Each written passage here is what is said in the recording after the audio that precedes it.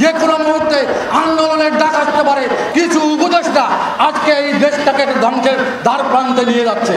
রেজওয়ানা নামে একজন পরিবেশ উপদেষ্টা আছে, এর তো 1 সেকেন্ড দরকার নেই, একে এখনই পদত্যাগ করা উচিত। যে আইন শৃঙ্খলা পরিস্থিতি যেভাবে আমি বললাম, এইভাবে আইন শৃঙ্খলা পরিস্থিতি থাকলে দেশের মানুষ, আমি আজকে এখানে যদি বাড়িতে যাই, রাস্তায় যদি একজন কোপায় মারি ফেলে, বিচার হবে না, কোনো বিচার আপনারা পাবেন না। আপনারা দেখছিলেন ভোলাগঞ্জ সিলেটের একটা পর্যটন কেন্দ্র, সেখান থেকে রাতারাতি হাজার হাজার ট্রাক দিয়ে পাথর উত্তোলন করে নিয়ে যাচ্ছে, কোনো বিচার নাই।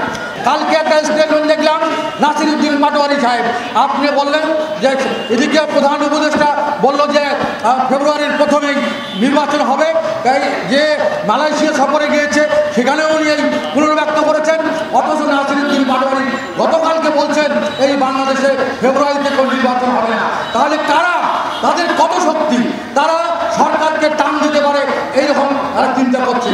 এইভাবে যদি চলতে থাকে, জামাতে ইসলাম বলছে পিআর পদ্ধতি ছাড়া নির্বাচন হবে না।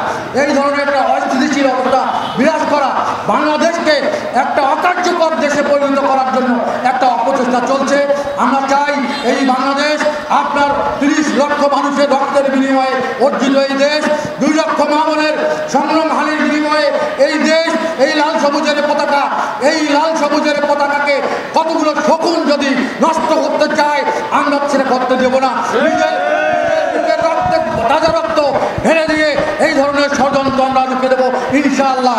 জাতীয় পার্টির নেতাকর্মীদেরকে সবসময় সজাগ থাকার জন্য আমি অনুরোধ যাচ্ছি, যে কোনো মুহূর্তে আন্দোলনের ডাক আসতে পারে। সেই আন্দোলনে সব উপজেলা, সব ইউনিয়ন এবং জেলা, মহানগর সকলে মিলে আমরা একটা জোরালো আন্দোলন গড়ে তুলব অন্যায়ের বিপক্ষে। জাতীয় পার্টির রাজনীতি কোনো চাঁদাবাজির ইতিহাস নাই, জাতীয় পার্টির রাজনীতি কোনো সন্ত্রাসের ইতিহাস নাই, জাতীয় পার্টির রাজনীতি গণমানুষের জন্য রাজনীতি। আমরা কোনো সহিংসতা চাই না, কিন্তু কেউ যদি সহিংসতা করতে চায় তাকে আমরা আবার ছাড়ি না। আমরা তার তাৎক্ষণিক জবাব দেওয়ার জন্য জাতীয় পার্টির প্রস্তুত আছে। আমি এখানে প্রশাসনের অনেকেই আমার বক্তব্য শুনছেন, আপনারা শুনে নেবেন, আপনাদের উত্তরসূরিদের কাছে আমাদের রংপুরের জাতীয় পার্টির ইতিহাস জানবেন। জাতীয় পার্টি শান্তিপূর্ণ রাজনৈতিক দল, জাতীয় পার্টি সহিংসতা বিশ্বাস করে না। আমরা আমাদের মানুষগুলোকে সংগঠিত করে দিতে পারি, সব দল মিলিয়ে যে ভোট পাবে তার চেয়ে জাতীয় পার্টি বেশি ভোট পাবে। জাতীয় পার্টির ঘাঁটি এটা সারা বাংলাদেশে জানান দিতে চাই, সেই লক্ষ্যে আমরা এগিয়ে যাবো ইনশাআল্লাহ। আজকে বলতে চাই, জিএম কাদেরকে খুনের মামলায় আসামি করা হয়েছে।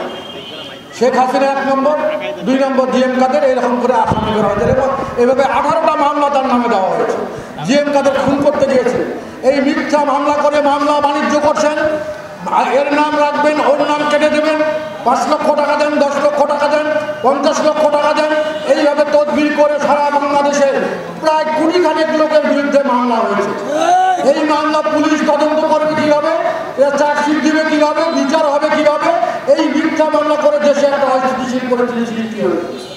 আজকে আমরা বৈষম্যের বিরুদ্ধে আন্দোলন করেছি। আমাদের এই বৈষম্যের বিরুদ্ধে আন্দোলন করতে গিয়ে আমাদের জাতীয় পার্টির ছেলেমেয়েদের নামে প্রায় 22টি মামলা হয়েছে, মামলার ডকুমেন্ট আমাদের কাছে আছে। আমাদের 4 জন ছেলে জাতীয় পার্টি এখানে জেলে থাকলো, 2 জন লোক মারা গেল, তারপরে আমরা এই আন্দোলনের সহযোগিতা করেও এখন ফ্যাসিস্টের দোষর হিসাবে আখ্যায়িত করছেন। আপনাদের সেই দুঃস্বপ্ন থেকে যাবে, কোনোদিন বাস্তবায়ন হবে না। বলতে চাই যে আজকে আমরা মনে হচ্ছে যে আইয়ামে জাহিলিয়াতের যুগে আছি।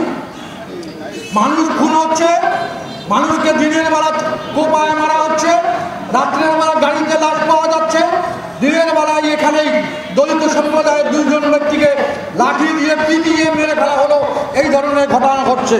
বুড়িরহাটে একটা ছেলেকে 12 বছর বয়স তাকে জবাই করে মারা হলো। এই যে আমাদের বর্তমান যে আইন শৃঙ্খলার পরিস্থিতি অবনতি, এই অবনতি থাকে যে এই আইন শৃঙ্খলা পরিস্থিতি দিয়ে কিভাবে একটা সুষ্ঠু নির্বাচন করা সম্ভব আমার মাথায় আসে না। আমি সেজন্য বলতে চাই যে এই আইন শৃঙ্খলা পরিস্থিতির উন্নতি এবং পুলিশকে অ্যাক্টিভ ভূমিকা রেখে তার সঙ্গে সেনাবাহিনী দিয়ে যদি কয়েক দফায় এই জাতীয় নির্বাচন করা হয় তাহলে হয়তো বা সম্ভব হবে, তাছাড়া হবে না।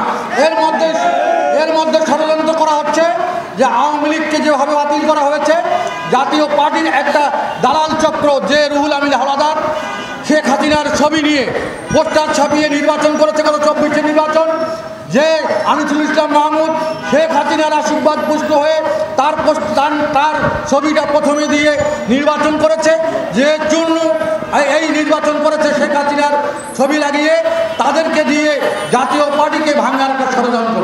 আমার মনে হয় সেই ষড়যন্ত্রের দাঁত ভাঙা জবাব দেওয়ার জন্য আমরা সর্বদা প্রস্তুত আছি। আজ থেকে ঘোষণা করছি, রংপুর ডিভিশনে এই দালাল চক্র, এই দালালেরা কোনো অবাঞ্ছিত তাদেরকে ঘোষণা করা হলো, যেখানেই তাদেরকে দেখা হবে, যেখানে তাদের অস্তিত্ব পাওয়া যাবে, আমরা বাস পাখির মতো উড়ে যেয়ে সেখান থেকে তাদেরকে তুলে নিয়ে এসে আমরা তাকে দিগম্বর করে রংপুরের রাজপথে তাদেরকে যা করার তাই করবো ইনশাল্লাহ। এর জন্য আপনারা প্রস্তুত থাকবেন।